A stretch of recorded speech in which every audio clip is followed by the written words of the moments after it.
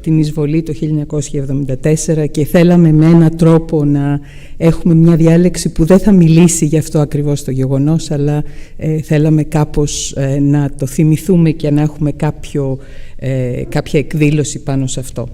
Θα συνεχίσω αγγλικά, γιατί η διάλεξη είναι στα αγγλικά και πιστεύουμε ότι πραγματικά αυτού του είδους οι διαλέξεις θέλουμε να τις μοιραστούμε με τους φοιτητές μας, θέλουμε να τις μοιραστούμε με τα μέλη της Αμερικανικής Σχολής και εφόσον όλα αυτά τα βλέπουμε, υπάρχουν και διαδικτυακά, το κοινό μας είναι πάντοτε πολύ μεγαλύτερο. So I will turn into English and to introduce our speaker and our event tonight. And it's my great pleasure to invite to have you all in here and to greet everyone who is watching us online. Today's event focuses on Cyprus and on the Byzantine and medieval and early modern heritage of Cyprus. It is an opportunity for us to mark and to remember the 50 years since the invasion of Cyprus in 1974, and in a way, without speaking about politics, to really think very carefully about cultural heritage and what happens to cultural heritage because of wars, because of invasions, because of different kinds of calamities. And before I introduce our speaker, I wanted to mention a couple of things that I know all of us are aware of, but I think it's important to keep in mind. We all know where Cyprus is. It's an island that since antiquity was very important for its copper, hence it had economic significance, but also the placement, the location of Cyprus in the crossroads of the Eastern Mediterranean made it a stepping stone and a battlefield for neighboring nations. And this is something that one can see very well, very clearly in the landscape of Cyprus. I wanted to mention, as I said, a couple of cases that in the aftermath of the events of 1974, the cultural patrimony of Cyprus suffered a lot because of neglect, looting, and other events. Among the Byzantine monuments that suffered was the church of Saint Ευθυμιανός or Themonianos in Lysi. In that case, the frescoes of the church were actually cut off and eventually were taken to Texas, where eventually they were rescued to form a very amazing complex of a reconstruction of this Byzantine church in the Byzantine Fresco Chapel in Houston, Texas, at the Menil Collection. And in 2012, they were repatriated. Another extremely important and sad event was the looting of the church of Panagia Kanakaria in the village of Lithrankomi, an extremely important 6th century Byzantine monument with mosaics, which were looted, were sold, and eventually they were being offered for purchase to the Getty, where the people understood that something was fishy about them, and the looting was reported to UNESCO. Experts of Byzantine art took up arms, so to speak, and in 1988 the dealer who had sold them was to return the mosaics and so on and so forth. And finally, even today, I mean, significant portions of things are not, we don't know where they are. And meanwhile, there are also churches that need restoration and interventions. And this is, I think, the point of origin of our lecture tonight. How to make sure that patrimony, especially in places that have suffered very recently, is to be recorded and is to be cared for. So tonight we have with us Nicholas Bakirtzis, who is an associate professor at the Cyprus Institute, and he's pursuing his research in the science and technology, in archaeology and cultural heritage, and he has been in the Cyprus Institute since 2010. Nicholas studied in his native Thessaloniki at the Aristotle University. He studied Byzantine archaeology and social anthropology, and he received his PhD in medieval and early modern art and archaeology from Princeton University. Since he finished his PhD, he has remained very involved with things on both sides of the Atlantic, working on Byzantine monasticism, medieval cities and fortifications, and the island landscapes of the Byzantine medieval and early modern Mediterranean. Tonight he's going to talk to us about his recent work as director of the Andreas Pitas Art Characterization Labs, where he leads research on different aspects of the history, the materiality, and the provenance of works of art. Nicholas is obviously also a product of his age. He's interested in climate crisis and in so many other aspects of how one deals and appreciates and understands monuments. He has published on Byzantine cities, on fortifications, and he has many essays on Cypriot monuments, but also on Chios. So I will not speak more because I know he has for us a very broad and very important lecture that with a lot of material. So I would like to invite him to the podium to speak to us on a closer look, interdisciplinary approaches to Byzantine and medieval Cyprus. Nicola.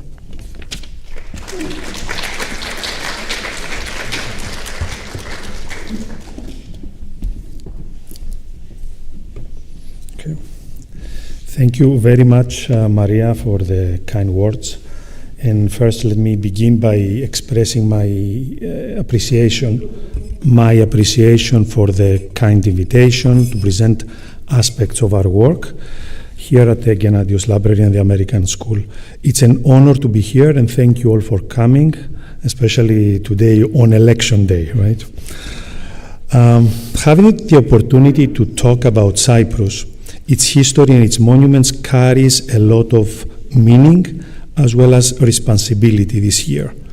Maria mentioned that we've reached 50 years from the war of 1974, which divided Cyprus and scarred its cultural heritage.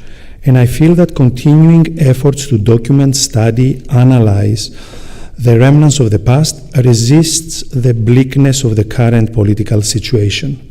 We need to persist in looking at Cyprus as one insular entity beyond the dividing green line, which every year that passes becomes deeper. The study of the island's shared past helps us to remember as well as to newly discover the cultural elements that shaped Cypriot societies through time. Scientific and technological advances have revolutionized the ways we study the past and its material remains.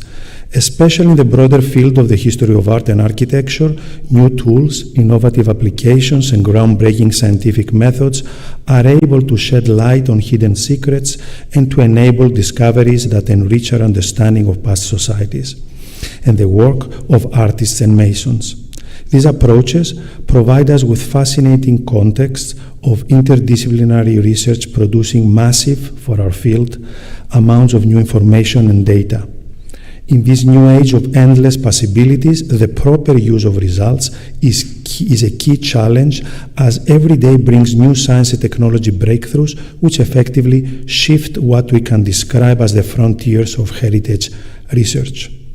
The constructive and analytical interpretation of the results is now setting the bar of research excellence in our broader field.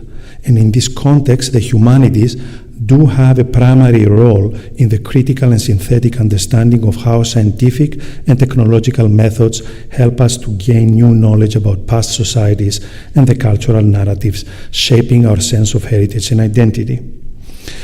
My presentation, as mentioned, draws from research work at the Cyprus Institute's Andreas Pitas Art Characterization Laboratories, in short APAC Labs, where our interdisciplinary team develops and applies a wide range of analytical and digital tools to study aspects of the materiality, technique, typology, style and provenance of monuments, works of art and archaeological objects. Today, I will focus on selected examples from our work as I introduce you to some key monuments of Cyprus. I aim to show how scientific results can provide a closer look and new insights and perspectives, permitting us to revisit old themes and material.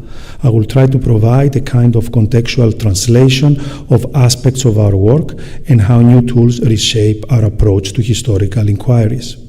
First, I will use our interdisciplinary work on the UNESCO-listed Byzantine and Medieval Painted Churches of the Troodos Mountains in Cyprus, with a particular focus on the monastery of Lambadistis, where I will address the vast opportunities for science and technology approaches to the documentation and study of the building history and the materiality of cultural heritage sites and monuments.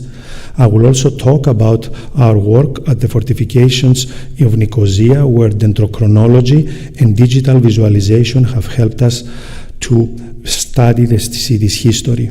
And finally, I will present some examples of work in monuments in the north part of Cyprus, where efforts supported by international and bi-communal bodies address the challenges of heritage preservation and protection. So I begin on the slopes of the Troodos in Cyprus, where a group of 10 chapels preserve unique examples of Byzantine and medieval art and architecture recognized and listed by UNESCO as World Heritage. And I'm showing you the image from the website of UNESCO.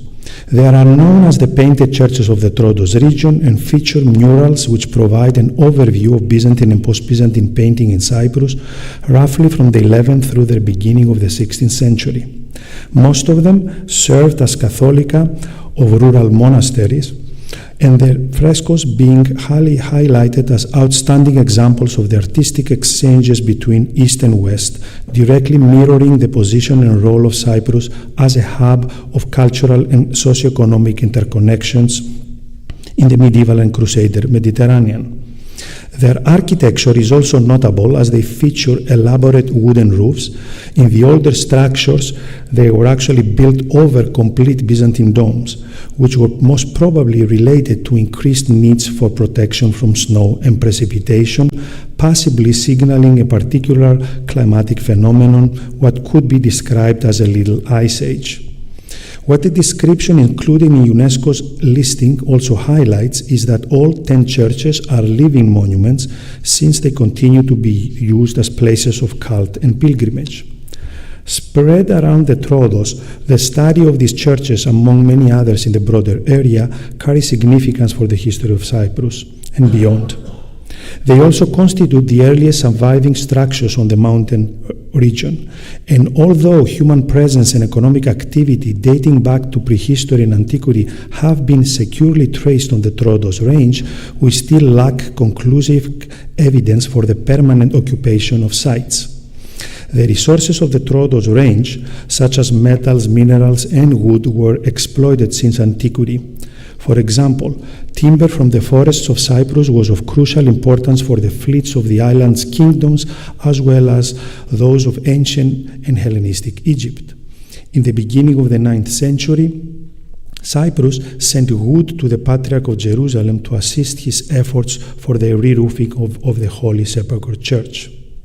However, for all the economic activity, there is no sign of organized communities and settlements on the mountain, at least until the late 11th century, when the earliest Byzantine monastic buildings can be dated.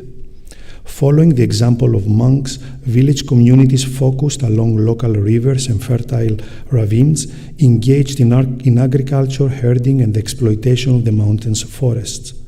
Limited historical sources, hagiographies, and of course the closer study of the art and architecture of the surviving structures of the painted churches can help us to better understand the importance of the mountainous region and the medieval and Byzantine and medieval history of Cyprus.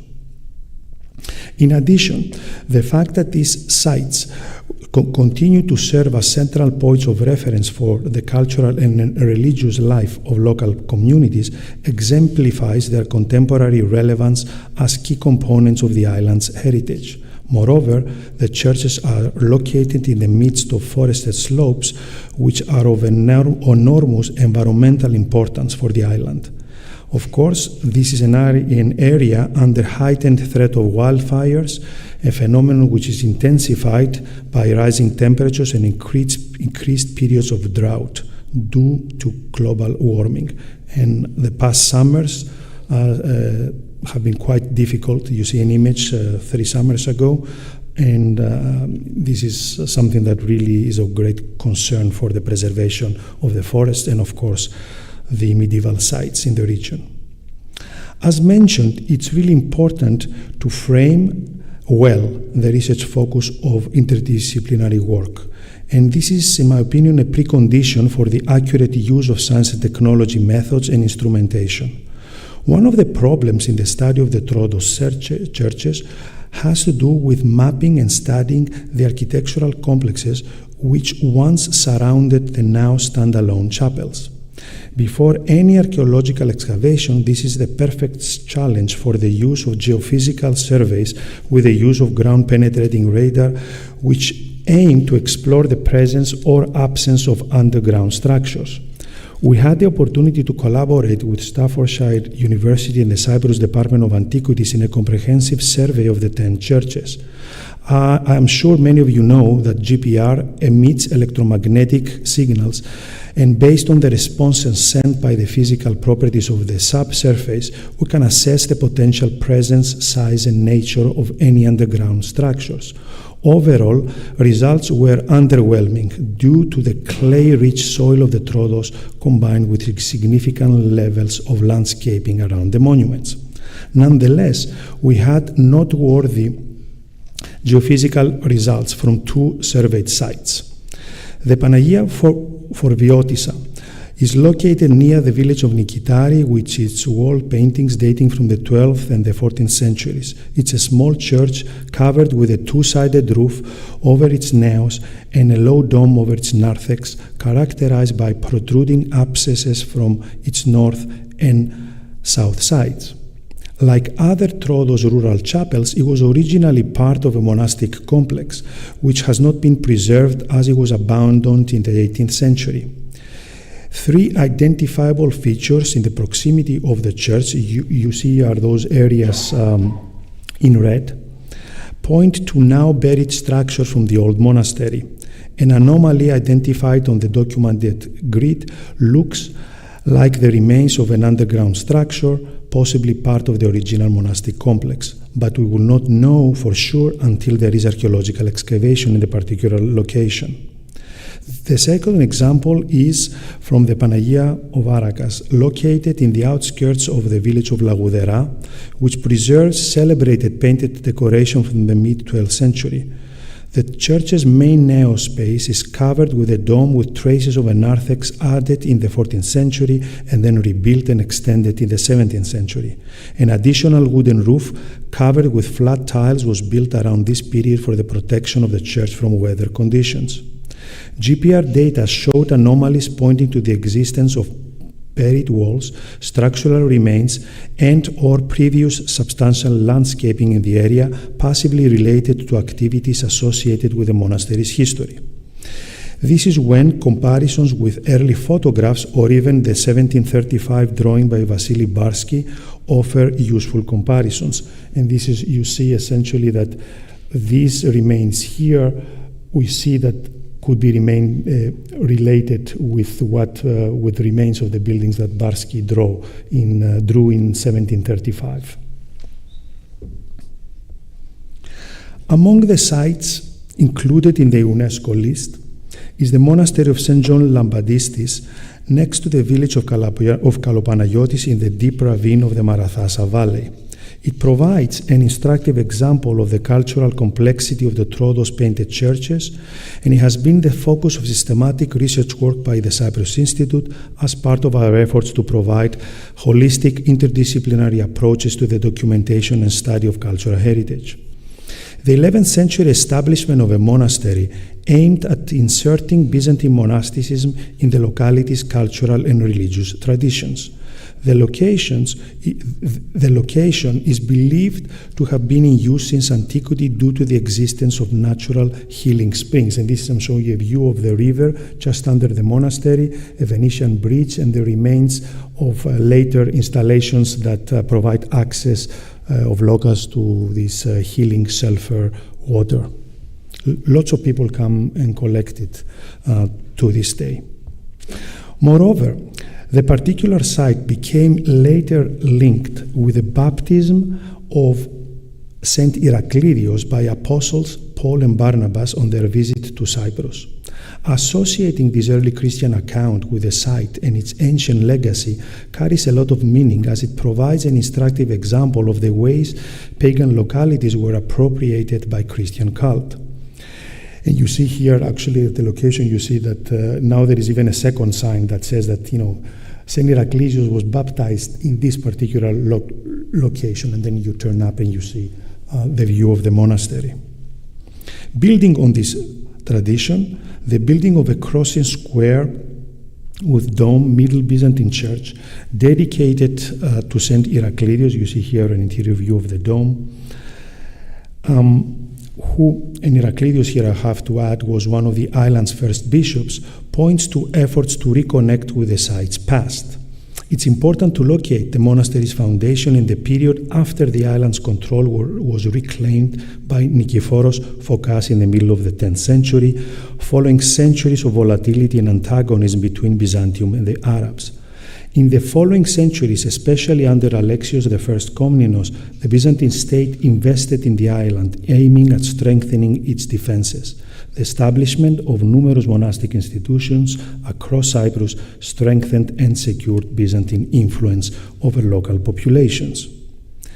The monastery's fame was later strengthened and even further by the establishment of a strong cult focused on the relic of John Lambadistis, which continues to attract a great number of pilgrims. You see here an image of the reliquary containing his skull. Under Latin and Ottoman rule, the monastery flourished, with the cult of the saint acquiring a reputation for the miraculous healing of mental illnesses. The church complex grew and preserved cycles of wall paintings and icons that mirror the influences of Byzantine, Western medieval, and early Renaissance traditions in the island. The development of a massive wooden roofing system followed the building history, the expansion of the church complex around the cult of its patron saint. Our team has been studying the monastic complex, as I mentioned, and we've used 3D documentation to try to visualize also its building history. And I'm showing you here, you see that this is the first church at the site. Then there was an addition of a chapel that contained the relic of St. John Lambadistis, and then around 1600 another space was added, the so-called Latin chapel, and then a narthex was enlarged to contain and provide access to all these buildings. 3D visualization allows us to study and understand the historical development of the complex and study its structural growth and transformations.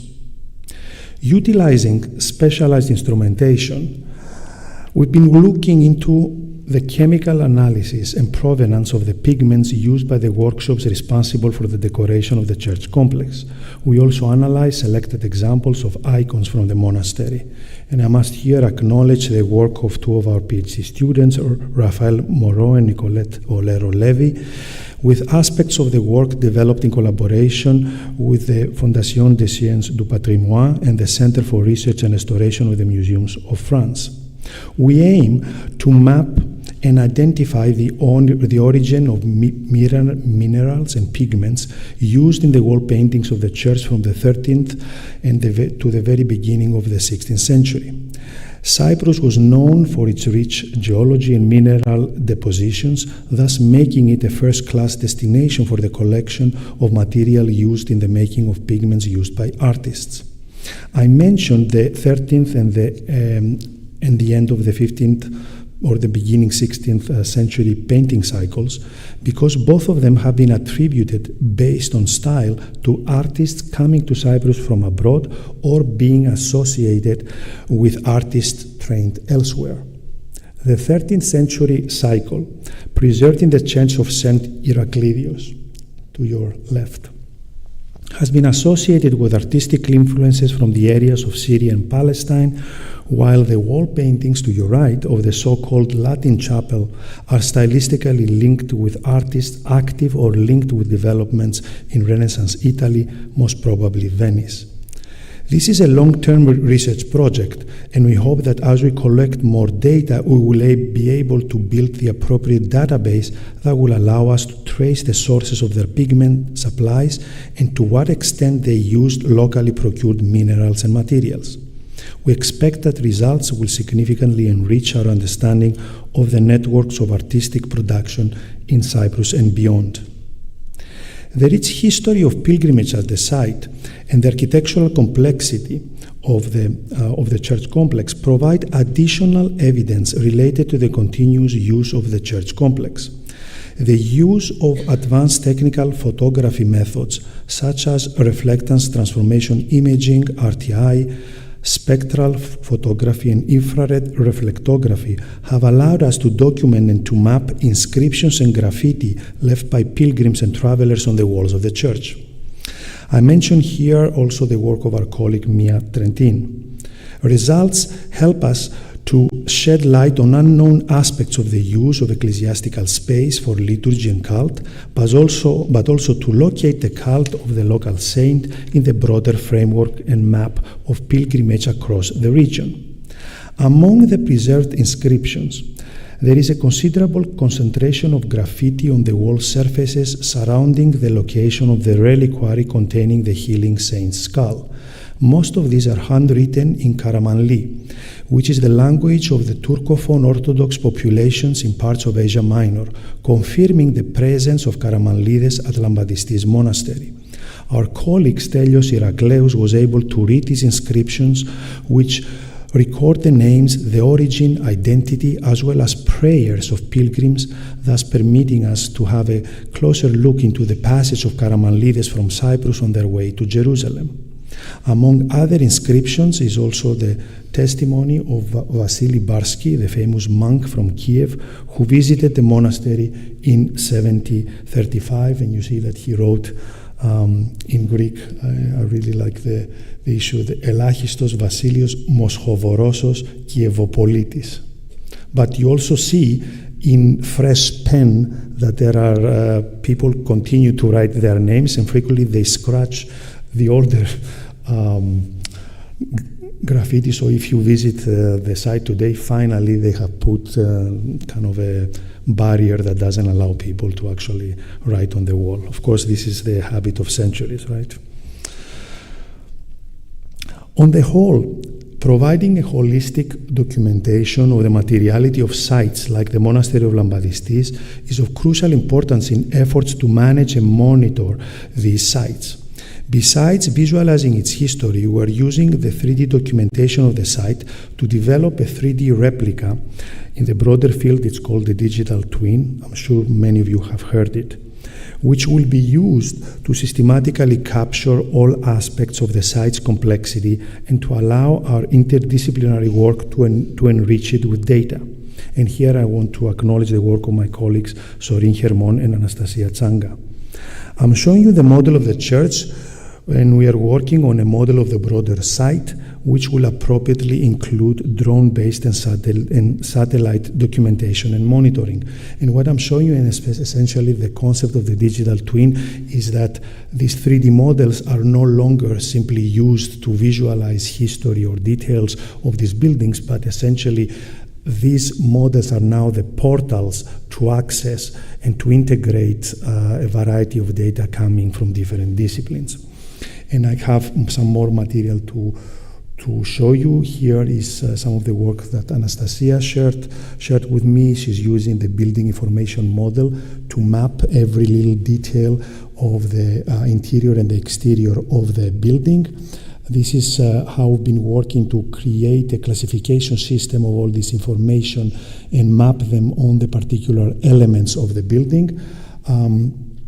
Another slide to show you how data coming from the analysis of, let's say, the XRF analysis of the chemical composition of pigments is integrated in this model, as well as results from dendrochronological work.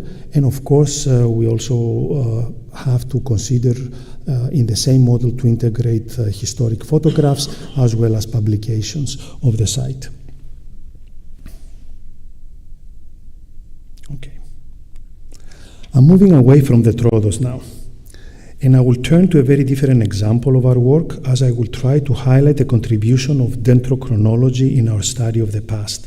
And more specifically, I want to use this opportunity to share with you the analysis of some pieces of wood from the Paphos Gate in Nicosia, and this is an opportunity for me to revisit the study of the fortifications of Nicosia. As you know, they are considered probably one of the most well-known monuments of the city. They date from the last years of Venetian rule over the island and are related to the anxious efforts of authorities to prepare for the imminent attack of the Ottomans, who eventually captured the city along with the rest of Cyprus in 1571. Designed by the famed engineer Giulio Savorgnan, the defensive enclosure replaced the existing fortifications of medieval Nicosia, with parts of the city being demolished to accommodate the overall effort. Savorgnan's circular enclosure was supported by 11 heart-shaped bastions and perforated by 3 gates. It's considered one of the best examples of Renaissance and Venetian military architecture in the Eastern Mediterranean. The enclosure continued to define the urban experience of the Cypriot capital for centuries to come, as the city did not grow beyond the outer limits of its iconic Venetian walls until the turn of the 19th century. It's worth mentioning that following the year 1878, when Cyprus came under the control of the British, Nicosia was mapped in detail and began to progressively grow beyond its historic core. And it's interesting that already in this early map from the first years made by Horatio Kitchener, we already see outside the area of the Paphos Gate the first buildings outside the walls of the city. The ensuing decades saw increased attention to issues of heritage preservation. The first curator of monuments, architect George Jeffrey, promoted the conservation and protection of monuments throughout the island. Among them, he cared for the walls of Nicosia, who had significantly suffered from centuries of neglect. And you see here the Loredano bastion before works by Jeffrey. Consequently, the present-day condition of the walls is for the most part the result of extensive preservation and rebuilding efforts after the British. Their maintenance continued after 1960 and the establishment of the Republic of Cyprus by the Department of Antiquities. And what I want to say here is that we all know, for those of you that have been there, you all remember these walls. Everything that you see is the result of the efforts of the British, because until Jeffrey came, the upper part was mostly pressed earth. Originally, they had never acquired a facade of masonry, because the idea was that the pressed earth of the upper part would absorb the impact of cannonballs. But in time, because the Ottomans never needed those walls, the walls were simply melting away, and then Jeffrey essentially used the local quarries with a very common yellowish stone, the poropetra, to secure the facades of these fortifications. Since 1974, the Cypriot capital remains physically separated, with its historic core delineated by its circular fortifications being divided in half, as you see, by the infamous Green Line. However, the divided monument physically and symbolically preserves Nicosia's spatial integrity, and it's worth here noting that the municipalities of both sides of the Green Line use the image of the city's fortifications as their logo. In this context, the site of the Paphos Gate, one of the three gates of the Venetian enclosure, also known as the Porta di San Domenico, is a unique spatial context with a long history which also mirrors the more recent complex realities of the divided city. Named after the road that led to the western surroundings of the capital and eventually to the city of Paphos, the gate is literally located on the Green Line. Over the structure of the gate are the remains of military barracks and later the Nicosia police headquarters, transformed into a fortified guard post in response to the hostilities of 1974 and its aftermath. A wide opening to the walls, and you see these prints of the first uses of the Paphos Gate here by the British. A wide opening to the walls immediately to the north of the gate was made during the British period to allow the passage of cars and to connect the historic city with the newly developing neighborhoods along the Pediaeos River. Today, on both sides of the wall, protected embattlements remind us of the realities of the city's division. Essentially, this is the area and the point where the Green Line is at its thinnest, because essentially this is essentially the road, and here this fence essentially is where the Turkish Cypriot part of the city is. Behind the gate and within the historic fabric of Nicosia, the remains of the coffee shop The Spitfire offer a reminder of the once busy thoroughfare.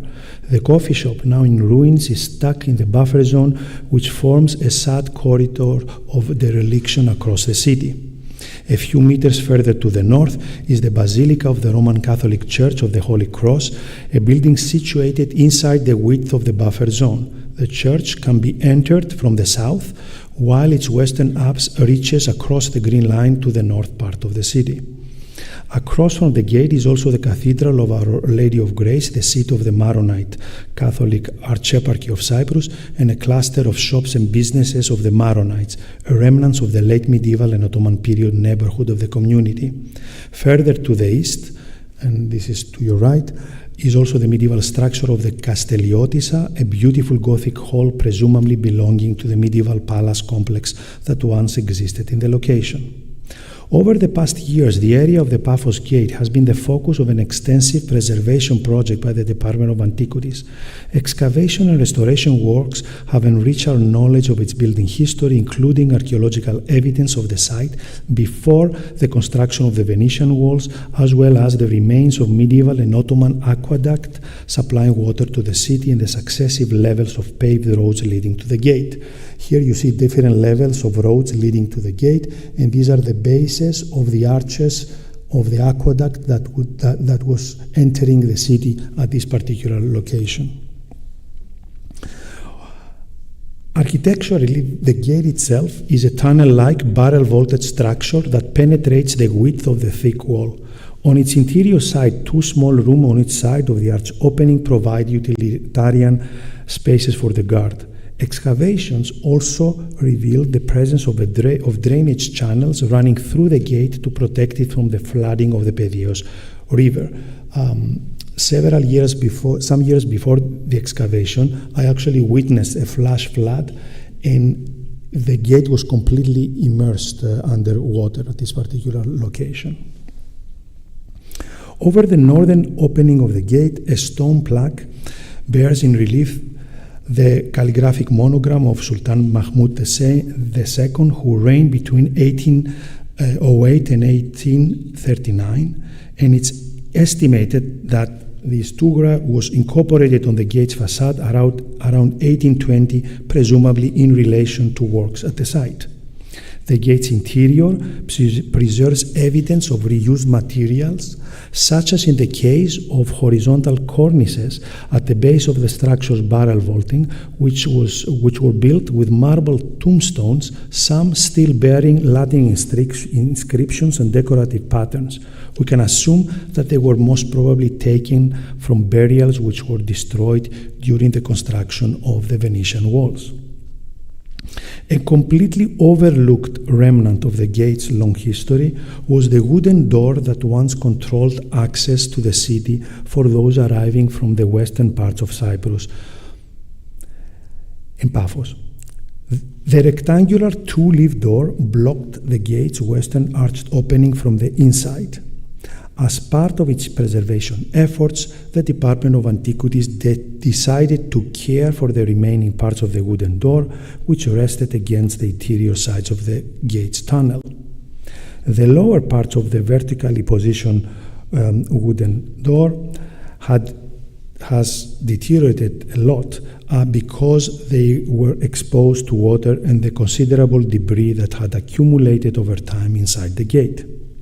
Our team was involved with the project from the beginning, and along with our Department of Antiquities colleagues, we thought of sampling the gate's wood as part of our work at the Cyprus Dendrochronology Laboratory, which is a partnership between our institute, the Department of Antiquities, the Department of Forests, and the Three-Ring Laboratory of Cornell University. And here I want to acknowledge the work of Sturt Manning and Britta Lorentzen, who is now at the University of Georgia. Dendrochronology can provide high-resolution dates and timber sourcing information for wood and cultural heritage. Cross-dating has permitted the compilation of continuous reference chronologies, connecting living trees with past wooden remains.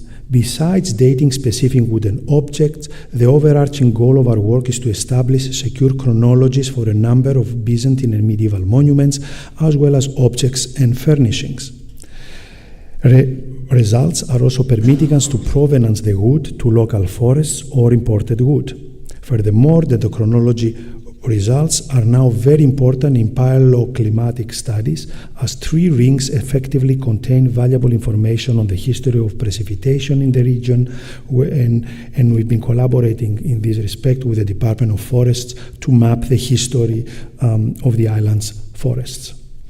The wooden door at the Paphos Gate is made with a total of 17 timber logs, all of them of Calabrian pine, available on the slopes of the Troodos region. We were able to sample 12 of them. We used both core drilling and the portable scanning method in our sampling work. And I want to highlight here that we see a lot of potential in the use of non-invasive portable scanning techniques. Out of the timbers we were able to date, one stood out as it's cut after 1872 and used in a late 19th century repair. 5 timbers cross-matched with one another to build a 135-year chronology, which gave the timbers a minimum cutting date of 1444. Unfortunately, the bark of the trees from which these timbers came from was not preserved, and therefore the missing outer rings do not permit a close but only an estimated dating of the wood. Considering the average lifespan of Calabrian pines, approximately 150 to 200 years, we are estimating a second to third quarter of the 16th century cutting date for the Paphos Gate timbers. But of course, what does this mean for the study of the gate and its history? First, I have to admit that this discovery truly caught us all by surprise, since the chronological estimation of the Department of Antiquities pointed to a more recent dating of the wooden door, most probably a 19th or even early 20th century date related to restoration works at the site.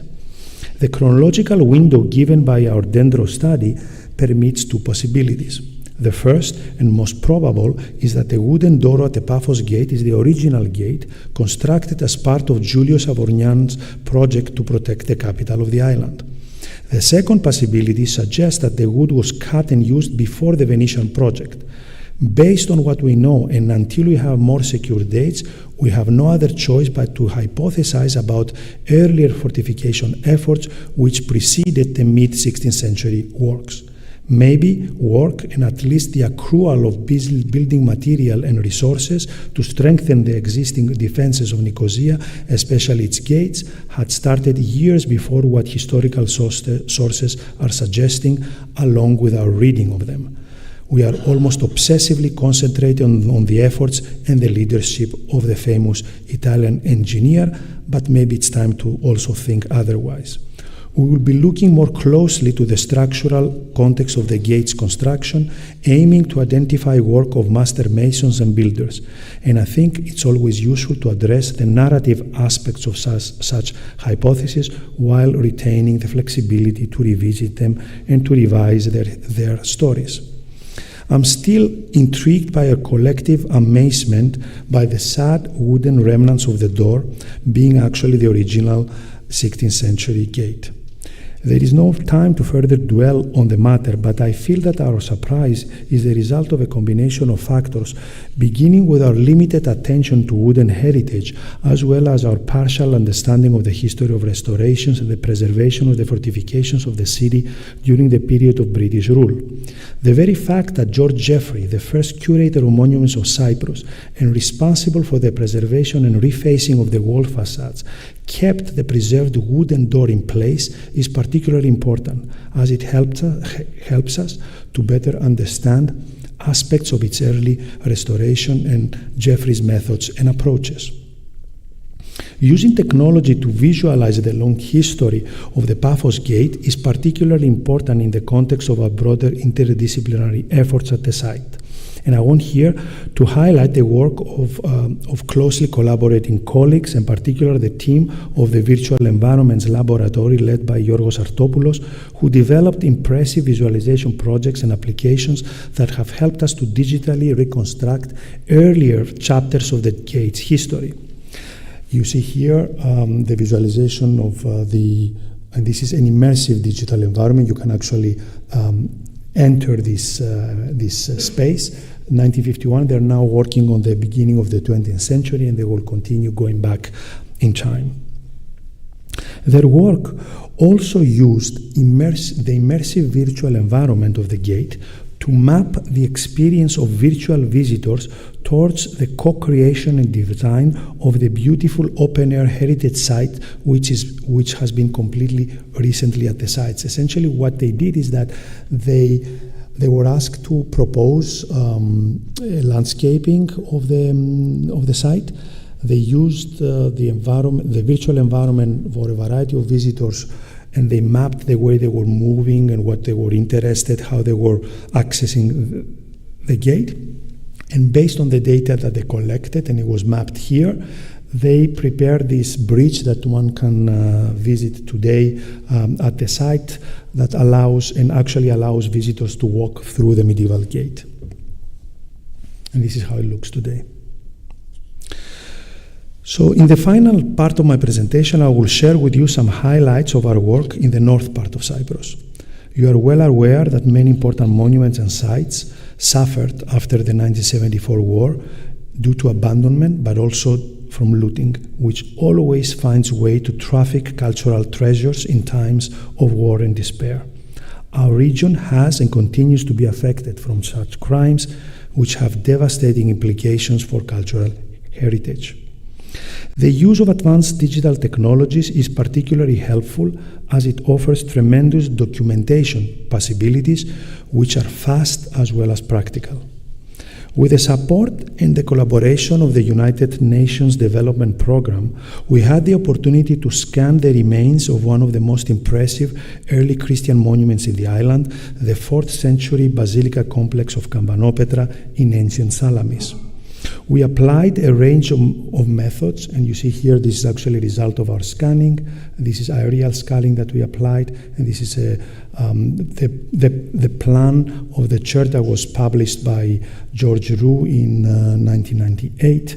And you see here this is a huge building, the main basilica, an open atrium east of the basilica, first courtyard, atrium, main basilica, secondary atrium. It's a huge site next to the port of ancient Salamis. And here I have another slide to show you how we worked. We We took a total of 362 scannings of the site, and you see them mapped here on the remains. This is an aerial image and the result of our work. And this is where my colleagues Marina Faka, Andriani Georgiou, Raha Vorabi, and Anastasia Tsanga also collaborated in the preparation of a creative hypothetical reconstruction based on the extant remains and the publications of the French excavators. And this is only a proposal. It's a preliminary that was proposal that was requested from us, from the UNDP colleagues, in order to disseminate the results of their work. And we only hope that we will have the opportunity with additional funding to further refine and make this a gradually more and more accurate archaeological reconstruction of the site. This is mostly for the general public, but still it's impressive, it's high quality work, and it really helps the UNDP and the Bicommunal Committee for Cultural Heritage to promote their work and to accumulate funding and support. I will move now, this one more image. And now I will move to the site of the Church of Christ Antiphonitis, near the village of Kalogorea on the northern slopes of the Pentadactylos or Kerynia mountains. We used photogrammetry and 3D visualization to document the church's interior, which was terribly damaged during the looting of its frescoes. Providing accurate 3D geometrical mapping of the surfaces of its interior walls can help efforts to recover parts of the wall paintings. Once pieces are recovered, we can visually and virtually stitch them back to the digital twin of the monument. One more example from the north part of Cyprus is the site of the abandoned Armenian monastery of Sur Magar, also on the north slopes of the Pentadactylos range, a few kilometers away from Antiphonitis. This is an architectural complex with a long history dating back to approximately the 13th or the 14th century, and its original inhabitants were Coptic monks. And possibly in the 16th century, the monastery was transformed into an Armenian institution and continued to function as such until 1974. The study of the monastic complex is the focus of one of our PhD candidates, Mehmetcan Suriloglu, who is using chronology to study the complicated building history of the monastery. The digital documentation of the site is particularly useful in efforts to map the dendrochronological survey and visualize the historical development of the monastic complex. And this is actually, this was done really in haste. Mehmetcan collaborated with one of his friends. They flew a drone over the site, and then with the use of photogrammetry, they were able to go into some more interesting details of the site. But this is very useful for him now that he's beginning to receive results from the dating of the wood samples that he has taken. He's able to now map them at the site. My last example is from Famagusta, as we were able to scan and 3D visualize the famous citadel of the city, widely known as Othello's Tower, suggesting a link to the famous Shakespearean character. Its impressive remains preserve the layers of its long and continuous use and its architectural transformations through time. The exemplary restoration of the complex by the United Nations Development Programme in partnership with the Bicommunal Technical Committee on Cultural Heritage effectively saved the important monument, which had seriously deteriorated over time. Following the restoration, we were invited to digitally document the site. This is just the raw 3D model we created from our work. And we were able to use that as we proposed, based on newly discovered structural evidence, to propose details and a more detailed building history of the site. So as I conclude, I hope to have been successful in showing the many and different ways the use of science and technology, tools and methods can enhance our study of the past. Interdisciplinary work can certainly be difficult, but offers exciting new opportunities, and I think it's the way forward. The research efforts of our institute in Cyprus have offered new perspective to study as well as to preserve and protect our cultural heritage. I will end with a different kind of an example, because sometimes our results lead to unexpected turns. And I want to end with an example which I think you will find very interesting. It concerns a request we received in 2021 from the Cyprus Department of Antiquities on behalf of the Maronite Church of Cyprus to scan, analyze and replicate a late 12th century liturgical metal cross from the Maronite Chapel of the Holy Cross in Carpathia. Our study showed that the cross was part of a ceremonial fan, a rhipidion, and that was made out of an alloy of copper and iron. The creation of a 3D model of the cross was used to 3D print a mold, which was then used to create a brass copy, attempting to essentially follow the analyzed alloy of copper and iron. The surface of the replica was then aesthetically treated and painted to offer a realistic copy of the original. The replica of the cross was presented by the Maronites to Pope Francis during his December 2021 visit to Cyprus. His blessing of the cross during the liturgy in the Maronite Cathedral in Nicosia effectively created a new object of cult, an event which certainly challenged our perceptions of the notion of what is original and what is a copy in the context of liturgy and ritual. The original cross continues to be kept in the Medieval Museum in Limassol, but has somehow lost its cultural significance, as it is our copy, which is kept in the Cathedral of the Maronite Church of Cyprus, having been now adopted as one of the symbols of the Church of the Maronite Church of Cyprus. So, thank you.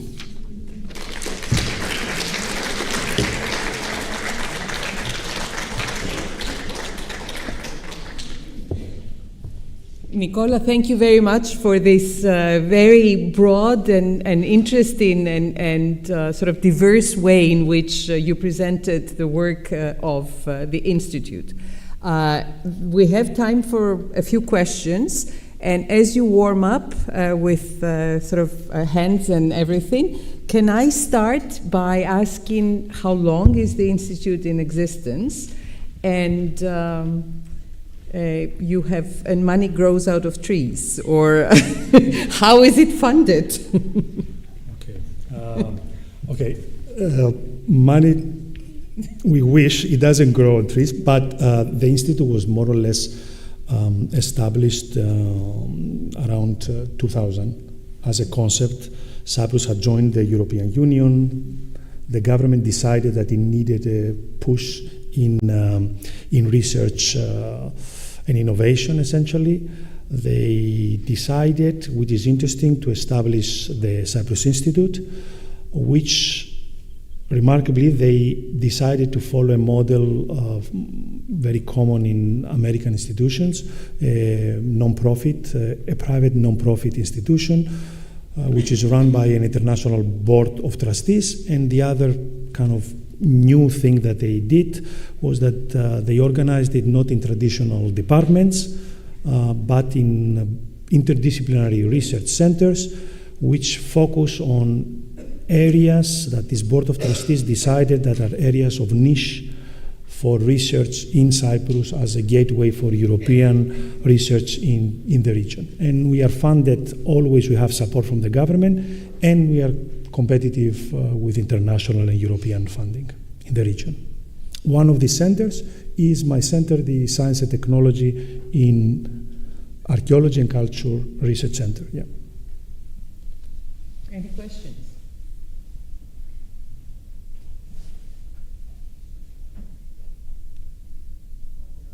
Well? Anastasia. Okay, thank you very much. This was a fascinating talk, and I'm saying, though I know very well what you're doing, and still it was a great lecture.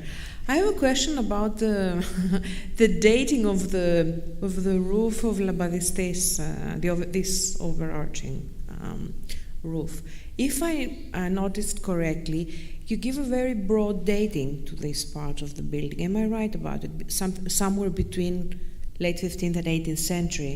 Was I correct, or was my mistake in following the... Yeah, you mean with the big roof that covers everything? Yes. Mm-hmm.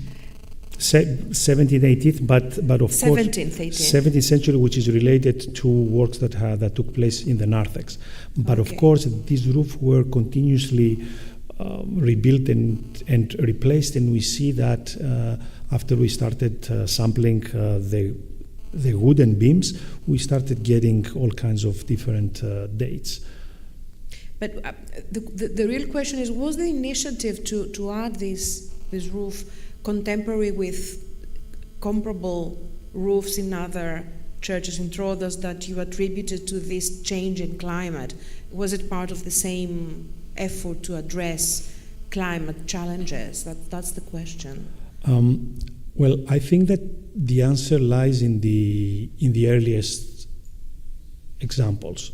So, for example, even the earliest consider St. Nicholas over the roof, right? So this is a typical dome, Byzantine dome structure that acquired this wooden roof, and then the roof became associated with the church, and it's known as that. The Church of St. Heraclidios has also a completely finished Byzantine dome that clearly was then covered, Lagudera, Asinu. So the earliest examples point to this need. What is interesting is what happens afterwards, which clearly the later examples of these chapels, they go directly to these kind of wooden roof systems from the beginning. So what was a necessity then became a style. Practice, a know-how, and a style. So then this was the solution that was preferred. Wood was available. So this is how we try to kind of explain that. But the focus is what happened and why all of a sudden they needed to cover those complete roofs. Thank you very much.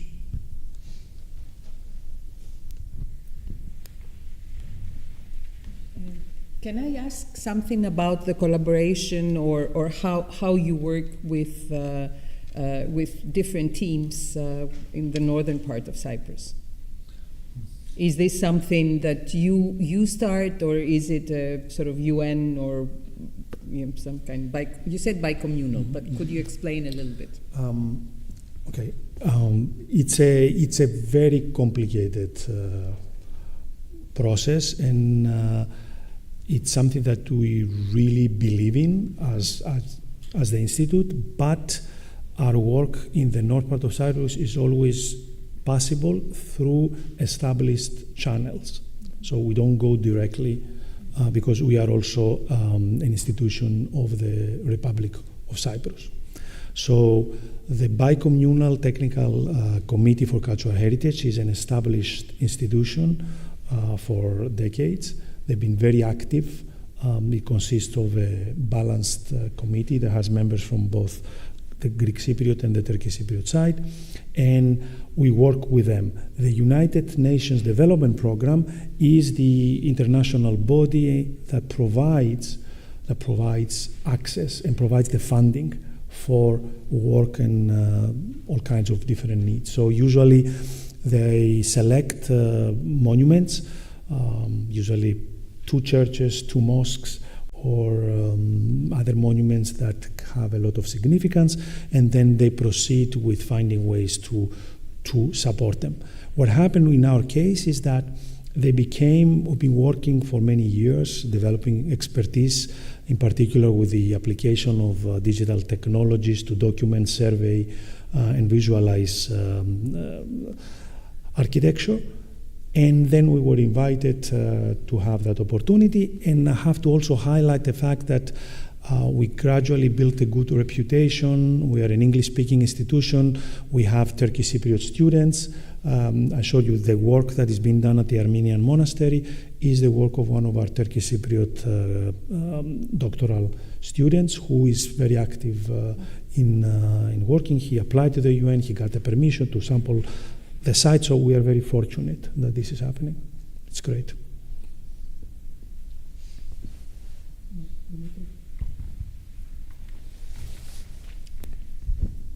Thank you so much. It is so inspiring to see what an interdisciplinary effort can achieve. And my question follows up on the answer you gave is, how is your institute organized? So how many graduate students are there? Are there postdocs? Who are the established scholars? So like, what is the architecture of the team that produces this amazing research? The team is, you can imagine, I mean, I'm one of the very few people with a humanities background.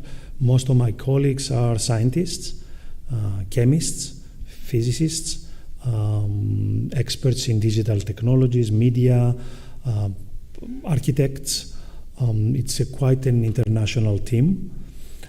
We have small numbers of graduate students. We're a fully accredited institution, but we are kind of what we would describe as a research university. So we have people who would be interested in pursuing research careers, immersed in, let's say, interdisciplinary research instrumentation. So people who want to have that kind of a career.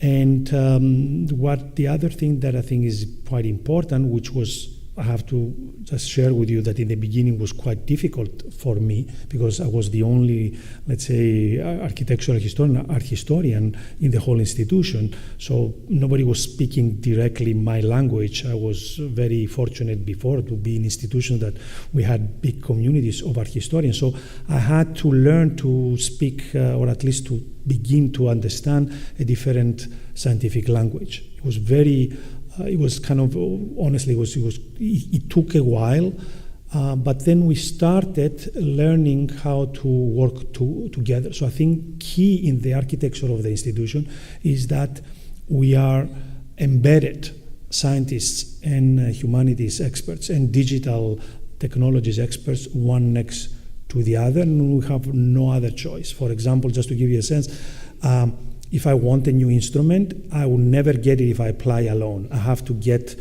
interdisciplinary colleagues to want the same instrument for their own or for common research work, and this is how I would go up in the list of the priorities of the institution. Wonderful, thank you so much. Dimitri, εδώ μπροστά.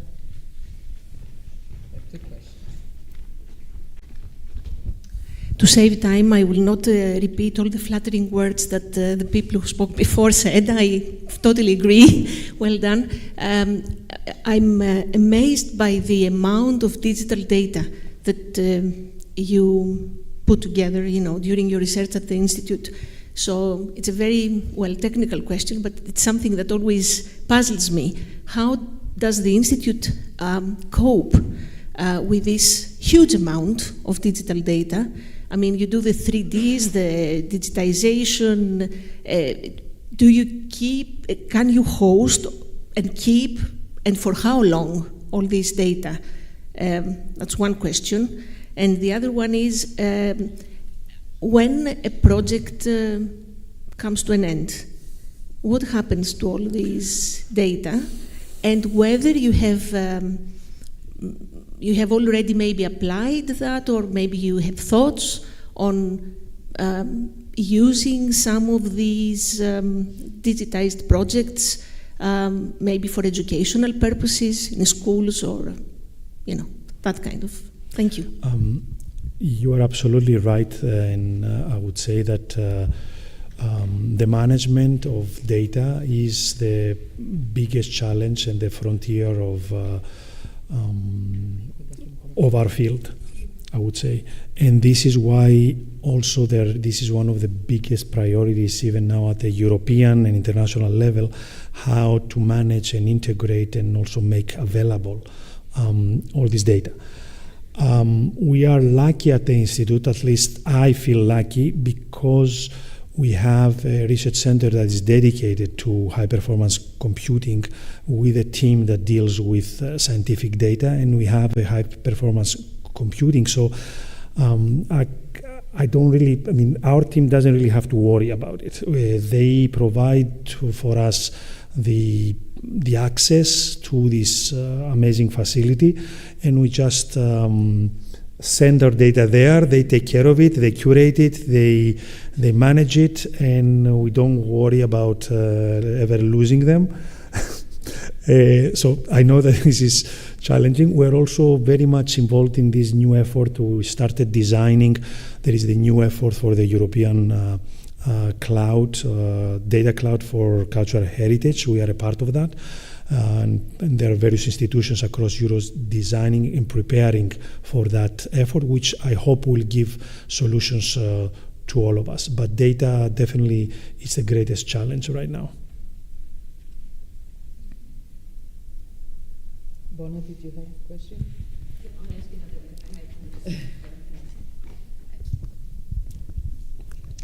My first question was quite similar, so I'll ask my second question, which is that you've concentrated in this presentation on particular monuments, but there's all that land in between that connects them, and also has really interesting cultural permutations. And given your interest in environment and land, have you done any larger scale studies that are sort of more aerial LiDAR-based investigations to record what's in the just larger regional landscapes of these monuments?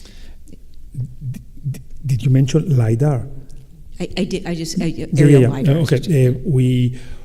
We will develop LiDAR. I mean, we are developing that, but this is also an area of the kind of LiDAR level. There are other colleagues from other institutions in Cyprus, from the universities, that work in that at that level of, let's say,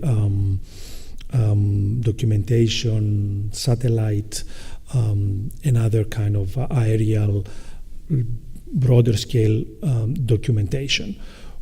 We do have that in relation more to climate change. One of our new research centers is dedicated to climate change.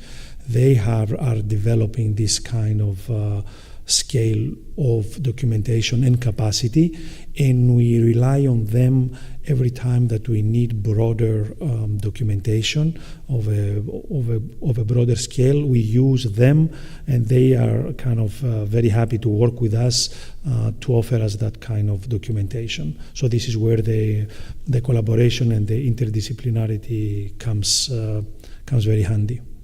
Thank you. Yeah. And just to follow up, because you mentioned about, yes, we do have postdocs in our teams. Dilek is here. We have graduate students. Anastasia is here. So we have also postdocs that come, Marie Curie's. They come and work with us. Yeah. One last question, and then we'll give you something to drink. My questions are mostly sort of general and can wait for after the talk. But I was wondering if anyone's done a study of the graffiti, the pilgrim graffiti you mentioned, to see how far people were coming from, and also to see how many other sites were visited by the same pilgrims, if that shows up. Yes, we have done that, and actually this was a project that we worked together with Mia Trentin, also Stella Demestica. This was the first project we did where we actually optimized some digital photography to document some of this graffiti is fading. So we documented a series of monuments, most of them churches, along the southern coastline of Cyprus. And this is a very interesting coastline because this is the route that ships were taking as they were accessing. Cyprus was the last stop before they reached the Levantine coast, right?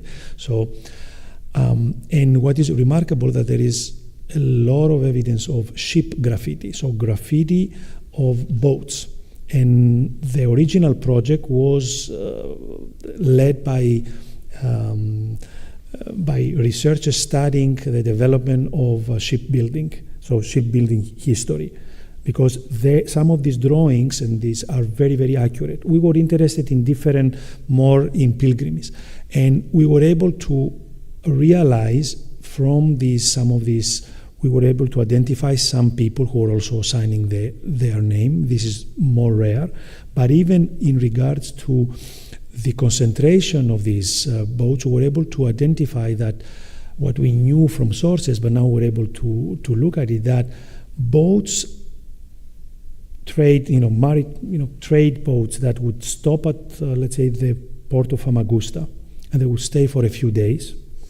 There are passengers who were pilgrims waiting to reach the Holy Land, would exit the boats, and then they would be visiting. I guess it would be an already system at that time, 17th century, especially 18th century. There was a complete, service of religious tourism already in place. And then they would start visiting all the sites around Famagusta, many of them smaller monasteries. And what is remarkable is that they were allowed access by the communities taking care of these sites to carve boats and their names and all kinds of other graffiti on the wall paintings. So frequently people say that anything that is graffiti on wall paintings is a sign of vandalism. But clearly in this case, as we also saw with Lambadistis, this is something that was very common, and even drawing the boat as a, wishing for safe passage and other practices was something that was very common. So we are also mapping now in the interior of the churches where is the most concentration of graffiti, who gets access to those spaces, and how that access was regulated by local monks, etc. So this is also a very interesting thing. We are doing the same with the mountains. We want to, with Stelios Irakleos, we're trying to map now the passage of Karamanli. There are a few other monuments that have Karamanli inscriptions. So using those, we are also, in some accounts, we are trying to trace how Karamanlides were arriving in Cyprus, which roads, local roads they were taking, where they were spending the night, and which monasteries they were visiting and why. Thank you. Well, thank you very much for a wonderful lecture and a wonderful second lecture, answering our questions. And I would like for all of us to thank Nicolas and to invite you all for a glass of wine. Thank you.